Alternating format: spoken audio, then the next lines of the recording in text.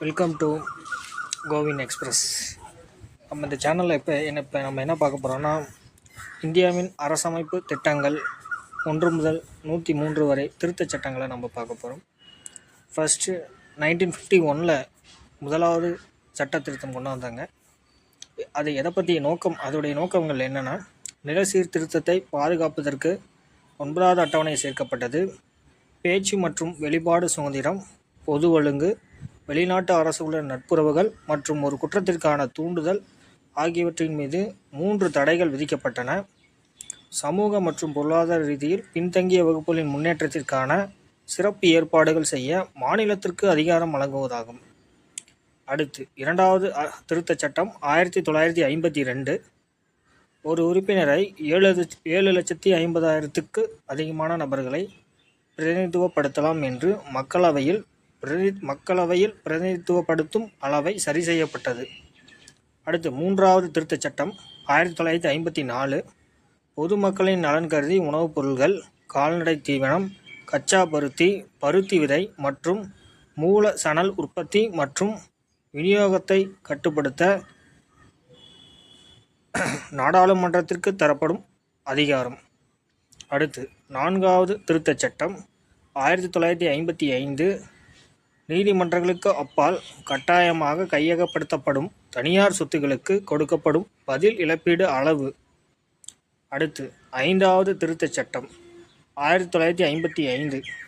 மாநில சட்டமன்றங்களுக்கு காலவரையை சரி செய்ய குடியரசுத் தலைவருக்கு அதிகாரம் அளித்தது. பட்டியலினத்திற்கான மற்றும் பழங்குடியின இனத்திற்கான இடஒதுக்கீடுகளை விரிவுபடுத்தும் மற்றும் ஆங்கிலோ இந்தியர்களுக்கு மக்களவையில் பிரத்யேக பிரதிநிதித்துவம். மாநில சட்டமன்ற கூட்டங்களை 10 ஆண்டுகள் வரை, அதாவது 1970 வரை விரிவாக்கப்படுத்துதல். அடுத்து 6வது திருத்தச் சட்டம் 1956. பத்திரிகைகளை தவிர்த்து விற்பனை அல்லது கொள்முதல் செய்யும் மாநிலங்களுக்கிடையே நடைபெறும் வர்த்தகம் மற்றும் வாணிபத்திற்கு விதிக்கப்படும் வரி. ஓகேங்களா. அடுத்து 7வது திருத்தச் சட்டம் 1956. மாநில மறுசீரமைப்பு. அடுத்து 8வது திருத்தச் சட்டம் 1959. பட்டியல் இனத்தவர் மற்றும் பழங்குடியினர்களின் இடஒதுக்கீட்டை விரிவுபடுத்துதல். அடுத்து 9வது திருத்தச் சட்டம் 1960. இந்திய பாகிஸ்தான் உடன்படிக்கை படி மேற்கு வங்கத்தில் அமைந்திருக்கும் இந்திய ஒன்றியக்குட்பட்ட பெர்பரி பகுதி பாகிஸ்தானுக்கு விட்டு கொடுக்க ஏற்படுத்தப்பட்டது. அதாவது இந்திய ஒன்றிய எல்லைக்குட்பட்ட பெர்பரி பகுதியை பாகிஸ்தானுக்கு விட்டு கொடுக்க ஏற்பாடு செய்யப்பட்டது. எப்போ? 1958 உடன்படிக்கையின்படி. 9வது திருத்தச் சட்டம் 1960.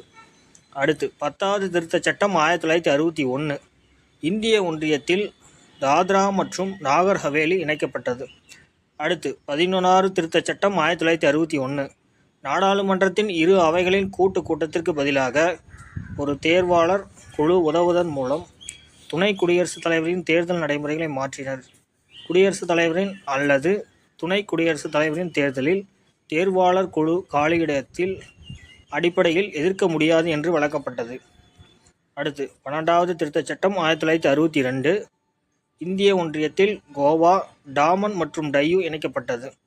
13வது திருத்தச் சட்டம் 1962 நாகாலாந்திற்கு ஒரு மாநில அந்தஸ்து வழங்கியதோடு அதற்கான சிறப்பு ஏற்பாடுகள் செய்தன. 14வது திருத்தச் சட்டம் 1962 இன்றைய ஒன்றியத்தில் புதுச்சேரி இணைந்தது. அதாவது 1962 3 திருத்தச் சட்டம் கொண்டு வந்தாங்க. இந்திய ஒன்றியத்தில் கோவா, டாமன் மற்றும் டை இணைக்கப்பட்டது.